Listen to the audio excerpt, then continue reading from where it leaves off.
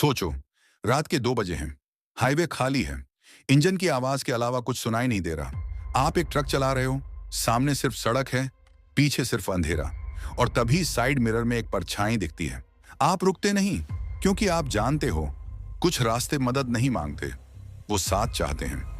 ये कहानी है दिल्ली से असम NH-27 के उस सफर की, जहां रास्ता बदल जाता है, लोग गायब हो जाते हैं, और रात ये तय करती है कौन घर जाएगा और कौन नहीं।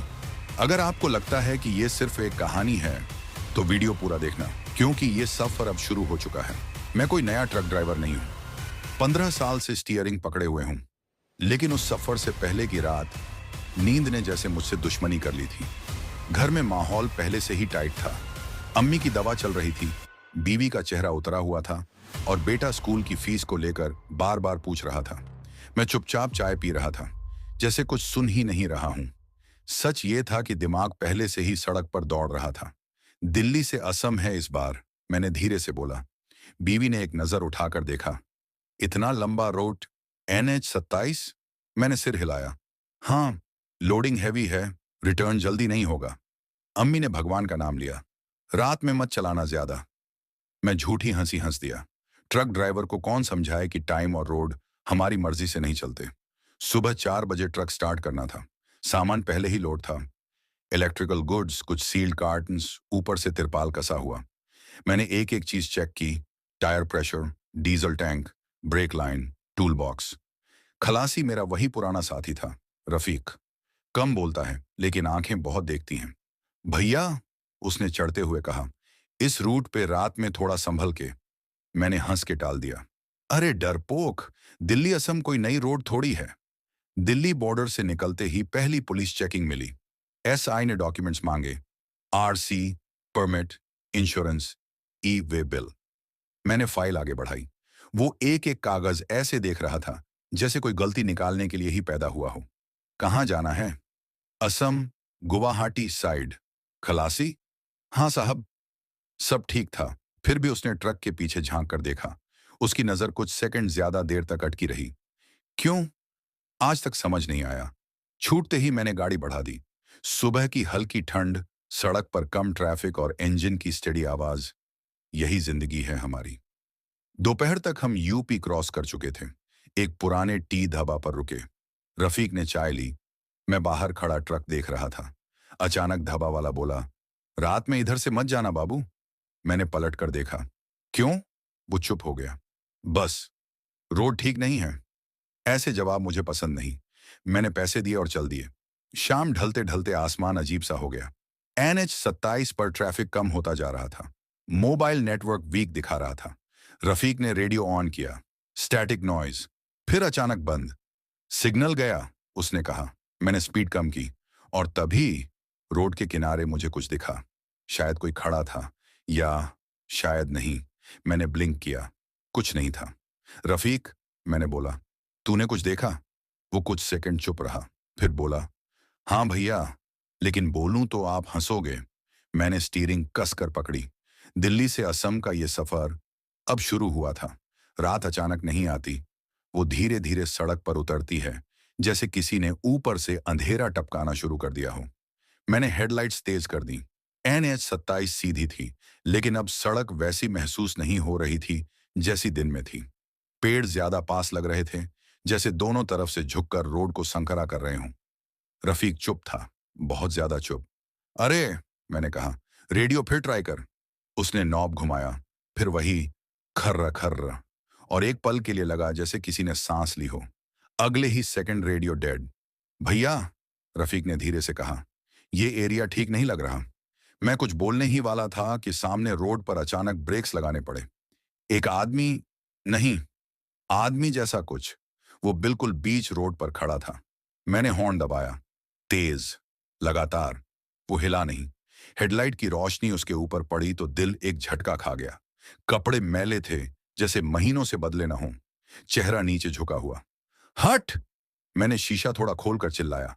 उसने धीरे धीरे सिर उठाया, और उसी पल मुझे लगा मैंने बहुत बड़ी गलती कर दी। उसकी आंखें ऐसी नहीं होती इंसानों की, बहुत ज्यादा सफेद, पुतली जैसे पीछे कहीं गुम। रफीक ने मेरी बाजू पकड़ ली। भैया, गाड़ी पीछे लो। मैंने क्लच छोड़ा और स्टीयरिंग घुमाया।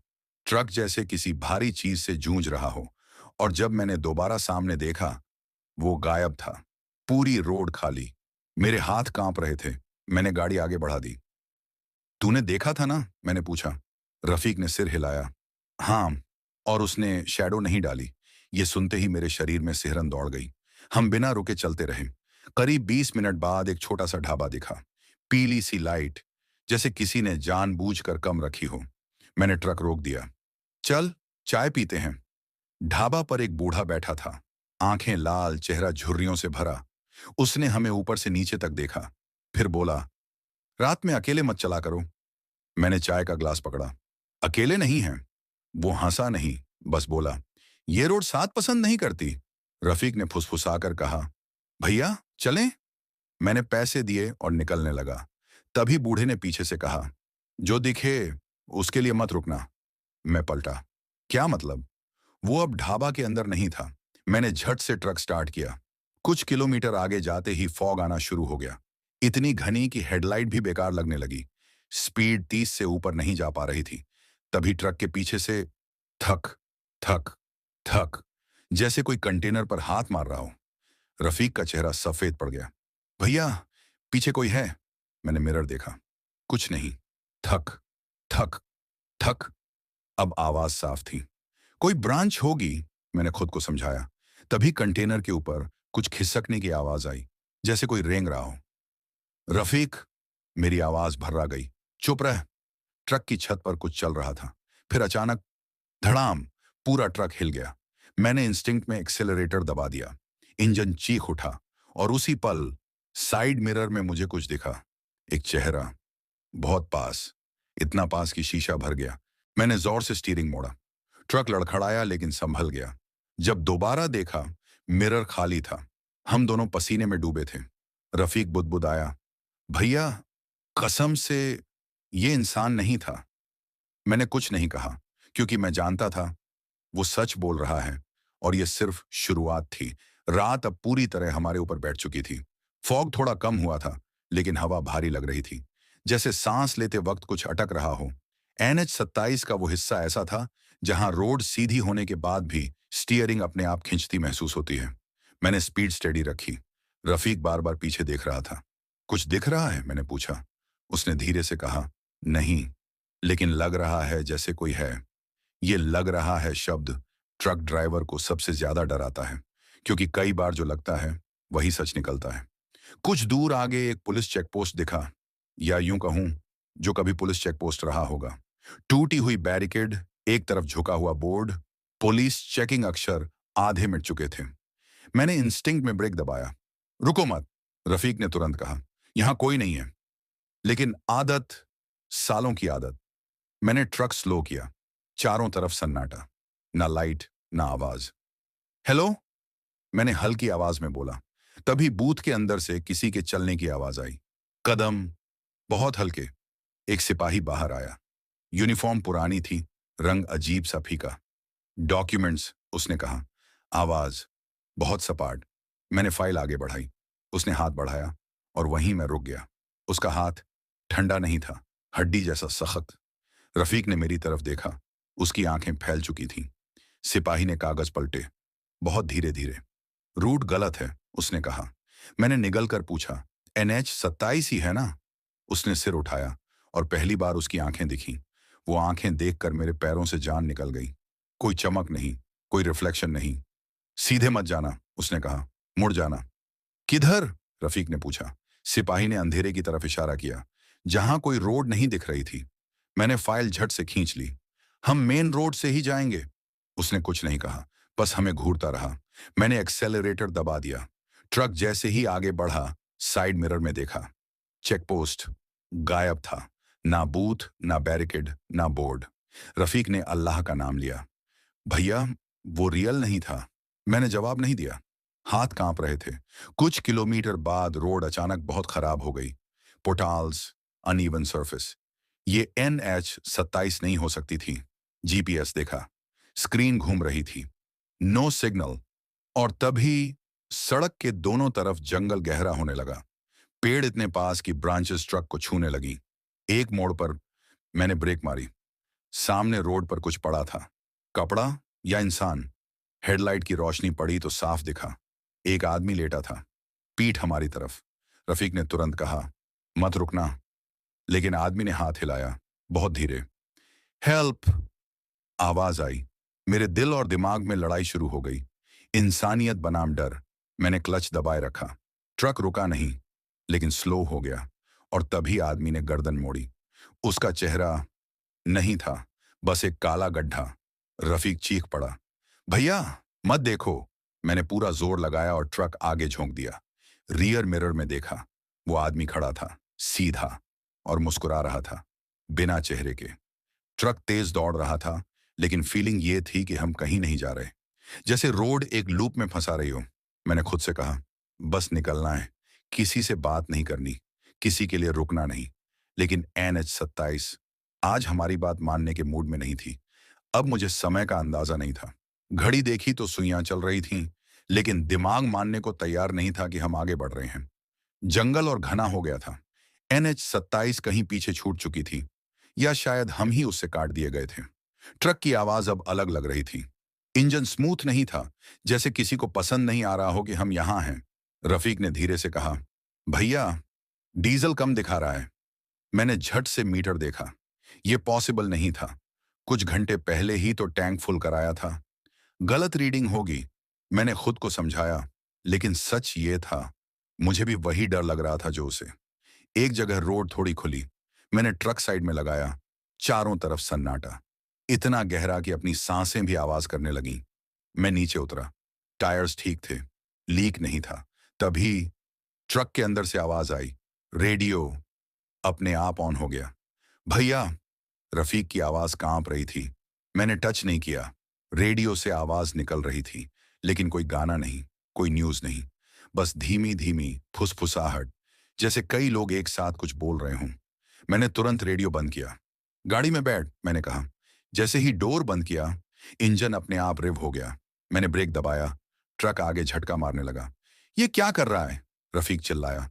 मेरे हाथ स्टीयरिंग पर थे, मेरे पैर ब्रेक पर थे। फिर भी ट्रक आगे बढ़ रहा था। कुछ सेकंड बाद इंजन नॉर्मल हो गया।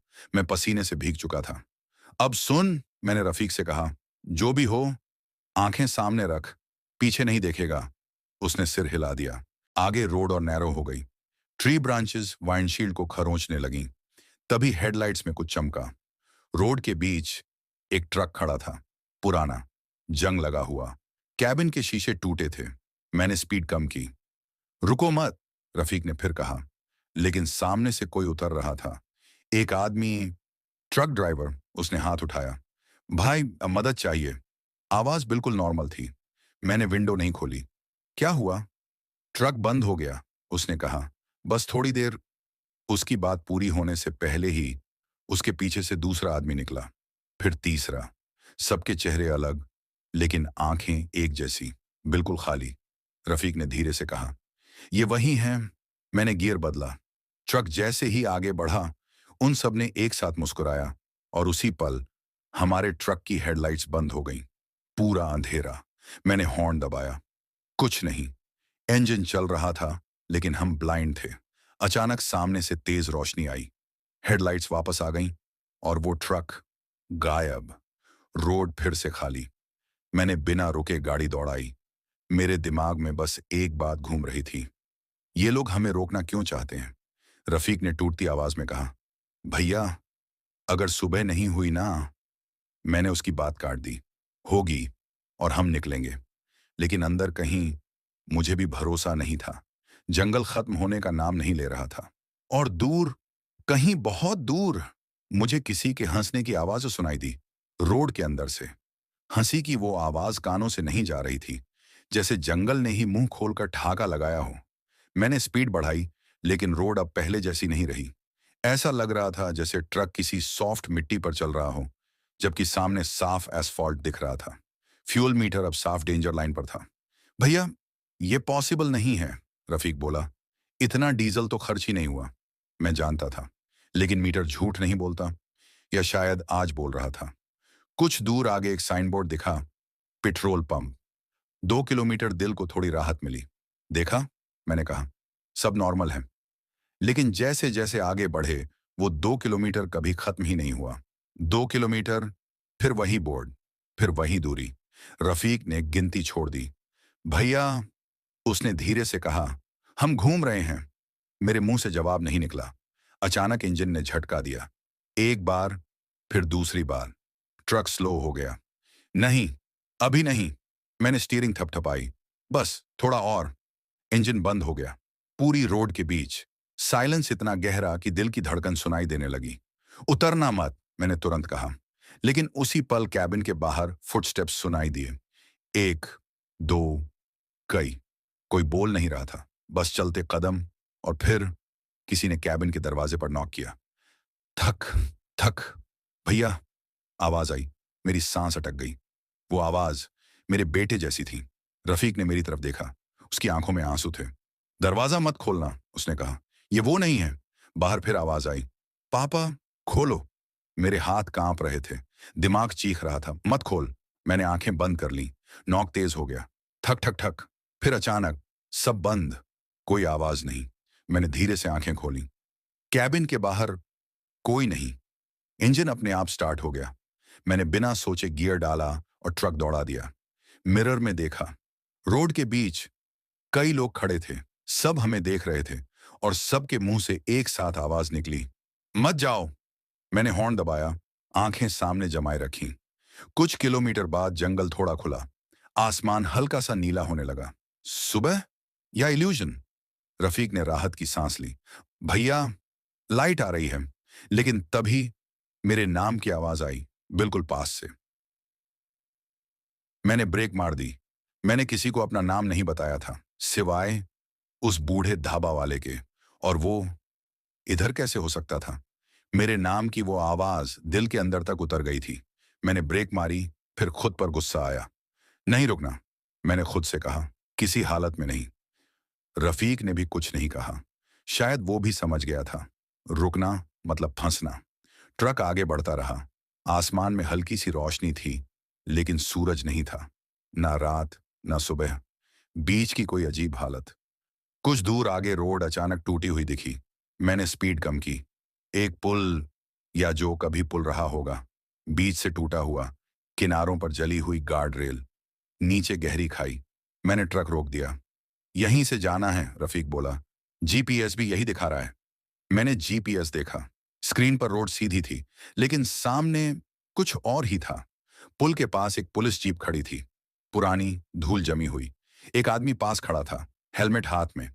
रात में ब्रिज क्रॉस नहीं करना चाहिए, उसने कहा। मैंने राहत की सांस ली। कम से कम ये नॉर्मल लग रहा था। ऑल्टरनेटिव? मैंने पूछा।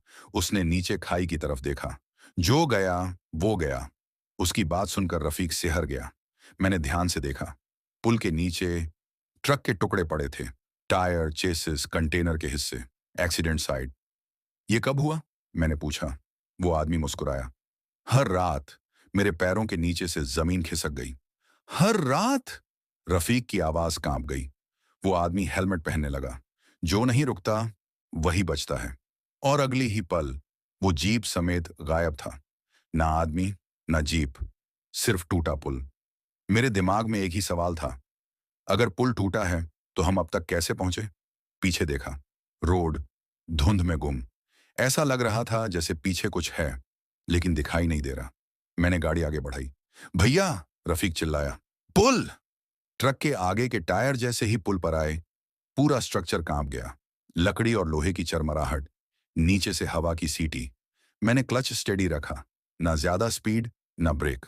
हर सेकंड भारी था। बीच पुल पर पहुंचे ही मुझे लगा ट्रक का वेट बढ़ गया है, जैसे कंटेनर के अंदर कुछ और बैठ गया हो। रियर मिरर देखा।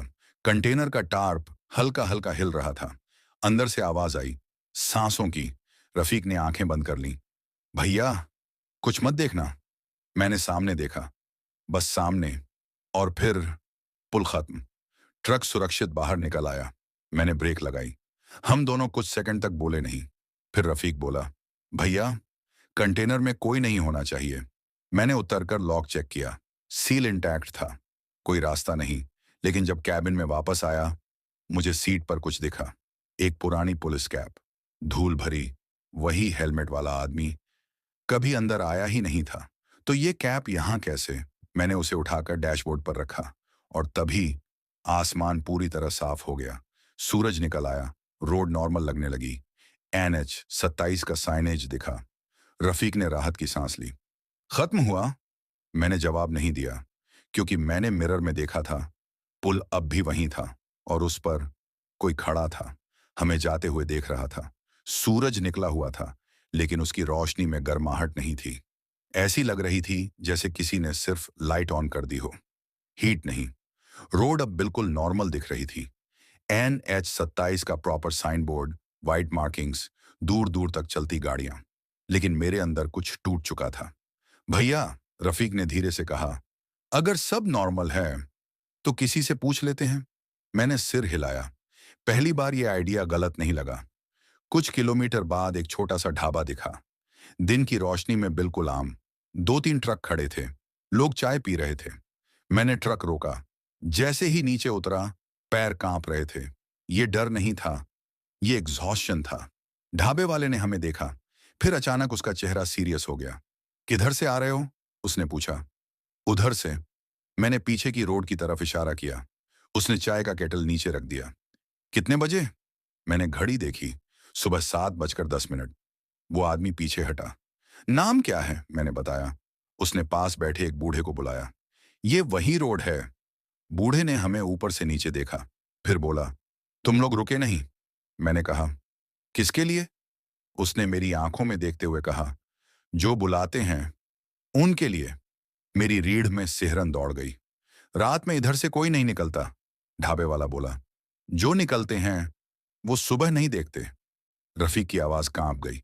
लेकिन हम तो, बूढ़े ने बीच में काट दिया। क्योंकि तुम भागते रहे। मैंने पूछा, ये क्या है ये रोड? उसने आसमान की तरफ देखा। एक्सीडेंट जोन है। बहुत पहले, ढाबे वाला बोला। एक कॉन्वॉय गिरा था पुल से। पुलिस, ड्राइवर्स, खलासी, कोई नहीं बचा। और जो रात में आता है, बूढ़ा बोला, उन्हें कंपनी चाहिए। मैंने चुपचाप चाय पी। ढाबे वाले ने पैसे लेने से मना कर दिया। बस एक काम करना, उसने कहा, पीछे मत देखना जब तक असम बॉर्डर क्रॉस ना कर लो। हम निकल पड़े। डेलाइट में भी जंगल का एक स्ट्रेच बाकी था। अब डर बदल चुका था। अब वो अचानक नहीं आता था, वो साथ चल रहा था। साइड मिरर में कभी कभी ऐसा लगता जैसे पीछे ट्रक ज्यादा पास है, लेकिन जब ध्यान से देखो, कुछ नहीं। रफीक अचानक बोला, भैया, आपको याद है पुलिस कैप? मेरी नजर डैशबोर्ड पर गई। कैप गायब थी। उसकी जगह एक पुराना टोल रिसीट पड़ा था। डेट आज से 12 साल पहले की। Same road, same time. और ड्राइवर का नाम मेरा नाम नहीं था, लेकिन सरनेम वही था। मैंने रिसीट फाड़ दी और तभी सामने बोर्ड दिखा, वेलकम टू असम। रफीक ने अल्लाह का शुक्र अदा किया। मैंने भी स्टीयरिंग ढीली छोड़ी, लेकिन जैसे ही बॉर्डर क्रॉस किया, ट्रक अचानक हल्का हो गया, जैसे कोई उतर गया हो। मैंने मिरर देखा। NH-27 पीछे छूट रही थी और उस रोड पर बहुत सारे लोग खड़े थे। इस बार कोई मुस्कुरा नहीं रहा था, सब बस देख रहे थे। असम बॉर्डर क्रॉस करते ही मुझे लगा जैसे ट्रक का वजन सच में कम हो गया हो। स्टीयरिंग हल्का, इंजन स्मूथ, बिल्कुल वैसा जैसा होना चाहिए। लेकिन दिमाग अब भी पीछे अटका हुआ था। रफीक ने शीशे से बाहर देखा। भैया, हवा बदल गई है। मैंने भी महसूस किया। जंगल वहीं था, सड़क वहीं, पर एटमॉस्फेयर अलग था, जैसे किसी और की जमीन पर आ गए हों। हमने सोचा अब सब नॉर्मल रहेगा। यही सबसे बड़ी गलती थी। कुछ किलोमीटर आगे चलते ही ट्रैफिक धीरे धीरे गायब होने लगा। जो गाड़ियां थीं, वो या तो साइड में रुक जाती या अचानक किसी मोड़ पर ओझल हो जाती। एक जगह रोड वाइडनिंग चल रही थी। Red white barricades, caution tape. मैंने स्पीड कम की, तभी सामने से एक ट्रक आया। Same size, same model, same colour. दिल जोर से धड़का। वो ट्रक हमारे बराबर आकर स्लो हुआ। कैबिन के अंदर ड्राइवर बैठा था। मैंने देखा और मेरी सांस रुक गई। वो मैं था। Same face, same bird, same cap. उसने मेरी तरफ देखा और हल्की मुस्कान दी। रफीक ने चीखने ही वाला था कि मैंने उसके मुंह पर हाथ रख दिया। वो ट्रक बिना हॉर्न दिए आगे निकल गया। मैंने मिरर देखा। वो ट्रक धीरे धीरे धुएं में डिसॉल्व हो गया। रफीक कांप रहा था। भैया, वो आप थे? मैंने गला साफ किया। नहीं, वो था जो मैं हो सकता था। कुछ देर तक हम दोनों चुप रहे। फिर अचानक ट्रक के अंदर जीपीएस ने आवाज दी। रिकैलकुलेटिंग रूट। मैंने स्क्रीन देखी। असम की मेन रोड गायब। एक नैरो रोड दिख रही थी। नो, मैंने कहा, हम यही रहेंगे। लेकिन स्टीयरिंग अपने आप हल्का सा मुड़ गया। ट्रक उस नैरो रोड की तरफ खींचने लगा। मैंने पूरा जोर लगाया। ट्रक रुका। इंजन बंद। चारों तरफ सन्नाटा। और तभी हॉर्न की आवाज आई, पीछे से, लंबी खींची हुई। मैंने मिरर देखा। वो वही ट्रक था जो मेरा चेहरा लेकर चला गया था। अब वो तेजी से हमारी तरफ आ रहा था। भैया, रफीक चिल्लाया, वो हमें टक्कर मार देगा। मैंने इग्निशन घुमाया। इंजन स्टार्ट नहीं हुआ। हॉर्न और पास। Ground vibration. मैंने क्लच दबाए रखा। फिर एक आखिरी बार कोशिश की। इंजन गरजा। ट्रक आगे झपटा। हम नैरो रोड से निकलकर मेन रोड पर आ गए। पीछे देखा। वो ट्रक रोड के किनारे रुक गया। कैबिन से वो आदमी उतरा। मेरा ही चेहरा। उसने बस एक बात कही, एक बार और रुक जाते। और फिर वो सब गायब। मैंने ट्रक नहीं रोका। हम लगातार चलते रहे। शाम ढलने लगी। रफीक ने थकी आवाज में कहा, भैया, घर पहुंचेंगे ना? मैंने पहली बार सच बोला। अगर आज रात निकल गए तो हाँ। और तभी आगे साइन बोर्ड दिखा। Last forest check. 20 किलोमीटर नीचे छोटे अक्षरों में लिखा था, नाइट मूवमेंट रिस्की। मैंने एक्सेलरेटर स्टेडी रखा, क्योंकि मुझे पता था यह आखिरी इम्तिहान है। Last forest check, 20 kilometre. उस बोर्ड को पार करते ही दिल जैसे नीचे बैठ गया। शाम अब पूरी तरह ढल रही थी। सूरज पेड़ों के पीछे छुप रहा था और जंगल फिर से वहीं जाना पहचाना डर ओढ़ने लगा था। रफीक ने सीट बेल्ट कस ली। भैया, इस बार अगर कुछ हुआ ना। मैंने उसकी बात पूरी नहीं होने दी। कुछ नहीं होगा, बस निकलना है। रोड नैरो थी। दोनों तरफ ऊंचे ऊंचे पेड़, जिनकी टहनियां ऊपर आपस में मिलकर एक सुरंग बना रही थीं। हेडलाइट्स ऑन थीं, लेकिन रोशनी ज्यादा दूर तक नहीं जा पा रही थी। अचानक पीछे से आवाज आई, हॉर्न, एक नहीं, तीन चार एक साथ। मैंने मिरर देखा। पीछे कई हेडलाइट्स थीं। ट्रक, जीप, कार, लेकिन सब बिना आवाज के चल रहे थे। सिर्फ हॉर्न। ये नॉर्मल ट्रैफिक नहीं है, रफीक बोला। मैंने स्पीड बढ़ाई, लेकिन पीछे वाली गाड़ियां भी बढ़ गईं। डिस्टेंस कम हो रहा था। एक मोड़ पर मैंने साइड में देख लिया। मेरी गलती थी। जंगल के अंदर सड़क के पैरेलल लोग चल रहे थे, पैदल, सब हमारी ही दिशा में। कुछ के कपड़े फटे थे, कुछ के चेहरे साफ नहीं दिख रहे थे, और सब एक ही स्पीड से, ट्रक की। रफीक ने आंखें बंद कर ली। मत देखो, मत देखो। पीछे से एक ट्रक बहुत पास आ गया, इतना कि उसका हॉर्न कैबिन के अंदर गूंजने लगा। उसके विंडशील्ड पर कुछ लिखा था। मैंने ध्यान से देखा। वही टोल रिसीट वाला नंबर, वही डेट। ये वही ट्रक था जो पुल से गिरा था। उसके ड्राइवर ने हेडलाइट फ्लैश की, जैसे सिग्नल दे रहा हो रुकने का। नहीं, मैंने दांत भींचे। मैं नहीं रुकूंगा। तभी सामने रोड पर कुछ गिरा दिखा। एक बैरिकेड। Forest check. मैंने ब्रेक मारी। ट्रक रुका। पीछे वाली सारी गाड़ियां एकदम से गायब, जैसे कभी थी ही नहीं। सामने एक फॉरेस्ट गार्ड खड़ा था। रियल लग रहा था, हाथ में टॉर्च। कहां से आ रहे हो? उसने पूछा। मैंने राहत की सांस ली। NH-27 से। उसने रफीक को देखा, फिर ट्रक को। रात में इस स्ट्रेच में क्यों आए? मैंने सच बोल दिया। रुक नहीं पाए। उसने टॉर्च नीचे की तरफ की। रोड पर वहां फ्रेश टायर मार्क्स थे, कई, कुछ ट्रक के, कुछ घिसटने के। उसने धीरे से कहा, आज लकी हो। मैंने पूछा, मतलब? वो जंगल की तरफ देखने लगा। आज ये बिजी हैं। मेरे रोंगटे खड़े हो गए। उसने बैरिकेड हटाई। सीधे जाओ, पीछे मत देखना, बिल्कुल भी नहीं। मैंने ट्रक आगे बढ़ाया। बस 5 से 6 किलोमीटर बाद जंगल खत्म होने लगा। लाइट्स दिखने लगीं, छोटे छोटे घर, आबादी। रफीक ने रोते हुए कहा, भैया, बच गए। मैंने जवाब नहीं दिया, क्योंकि साइड मिरर में अब भी एक लाइट थी, बहुत पीछे, अकेली। और वो हमारे साथ साथ चल रही थी। वो एक अकेली लाइट साइड मिरर में लगातार दिख रही थी। ना पास आ रही थी, ना पीछे जा रही थी, बस साथ चल रही थी। मैंने स्पीड स्टेडी रखी। अब तेज चलाने का कोई मतलब नहीं था, और स्लो करने की हिम्मत भी नहीं। रफीक ने धीरे से पूछा, भैया, पीछे अभी भी है? मैंने झूठ नहीं बोला। हाँ। उसने कुछ नहीं कहा, बस सीट पर सिकुड़ गया। जंगल पूरी तरह खत्म हो चुका था। अब प्रॉपर असम की सड़क थी। घरों की लाइट, छोटे दुकानों के बोर्ड, दूर से आती आवाजें। एक जगह पुलिस नाका दिखा, रियल वाला। दो कांस्टेबल, एक जीप, चाय का केटल। मैंने ट्रक रोक दिया। जैसे ही ब्रेक लगी, साइड मिरर में वो लाइट गायब हो गई पूरी तरह। कांस्टेबल पास आया। कागज दिखाओ।